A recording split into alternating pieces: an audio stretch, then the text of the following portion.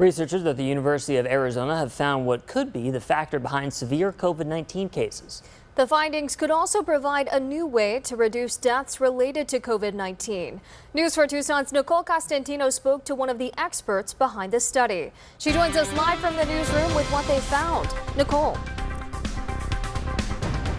Robbie, Destiny, pretty interesting findings coming out of the U of A here. Researchers analyzed blood samples from 2 COVID-19 patient groups. They found that a specific enzyme may be the key in predicting which patients with severe COVID-19 end up dying.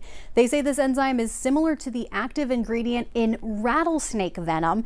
Researchers say it's been around for hundreds of millions of years, but the human species has used it to fight bacteria and viruses by shredding their membranes. But they say it's also a slippery slope. Dr. Floyd Chilton says the research suggests that this enzyme comes in at a later stage in the disease and participates in multiple organ failure, leading to death.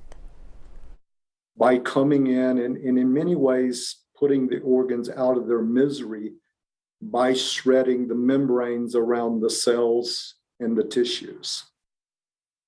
Inhibitors to this enzyme were developed in the early 2000s. Chilton says by being able to identify the high-risk groups that need it, a precision medicine approach can be applied. So in simple terms, patients at risk of dying from this enzyme could be given an inhibitor, possibly saving their lives. So what does the timeline for this look like? Well, since inhibitors have already been developed and tested, they don't have to start from scratch. Chilton tells me it would still take many months in a clinical trial before we could start to see any medicines hitting hospitals. In the newsroom, Nicole Costantino, News 4 Tucson.